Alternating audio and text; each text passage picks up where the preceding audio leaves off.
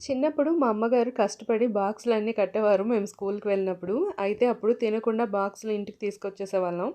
అప్పుడు ఆ బాధ అనేది తెలియలేదు. మా అమ్మగారు అనేవారు ఉదయం లేచి మేమేమో చాలా కష్టపడి బాక్సులు అవి కడుతూ ఉంటే మీకేమో అంత పోత్రంగా ఉందనమాట. ఇంటికి తీసుకొచ్చేస్తున్నారు బాక్సులు అసలు తినకుండా. నేను మీకోసం ఉదయాన్నే లేచి కష్టపడుతుంటే మీకదేం పట్టట్లేదు అని చెప్పి. సో, అప్పుడు నాకేమీ అర్థమయ్యేది కాదు.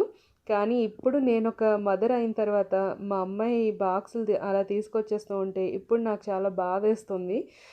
ఏంటంటే ఇంత కష్టపడి ఉదయాన్నే లేచి హడావిడి పడి వాళ్ళకి బాక్స్ ఇవ్వాలని రకరకాల వంటలన్నీ చేసి పెడుతూ ఉంటే లక్కీ ఏంటి తెలుసా సింపుల్‌గా నాకు టైం లేదు, లేదా అది బాలేదు అని చెప్పి తీసుకొచ్చేస్తూ ఉంటుంది. లేదా నాకు ఆకలేయలేదు, లేకపోతే నాకేమో నచ్చలేదు, చప్పగా అయిపోయింది ఇలా తీసుకొచ్చేస్తుంది.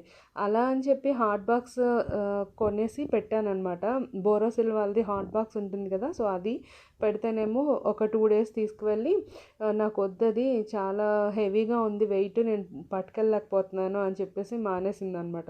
సో, దాంతో ఎలా తినిపించాలనేది నాకైతే అర్థం కావట్లేదు. ఇంట్లో ఉన్నప్పుడు ఏదో కొంచెం బెటరు. స్కూల్‌కి వెళ్తే నాకు మళ్ళీ ప్రాబ్లమ్ స్టార్ట్ అవుతుంది. అసలు ఏమి తినదనమాట. పెట్టిన బాక్స్ అలా తీసుకొచ్చేస్తూ ఉంటుంది. దానికి ఇష్టమైంది ఏంటంటే ఒక ఆలు కర్రీ అనమాట. అదొక్కటి పెడితే కొంచెం ఇష్టంగా తింటుంది. సో, అందుకే ఇవాళ అయితే బాక్స్‌లో ఆ 2 పెట్టాననమాట. చారు ఇంకా ఆలు కర్రీ. సో, మీ పిల్లలు కూడా ఇలాగే చేస్తారా? ఇందాక చూపించడం మర్చిపోయాను. కూర అన్నంలో కొంచెం నూనె వేసుకొని తినడం మాకు అలవాటు. మీకు కూడా ఇలా అలవాటుందా?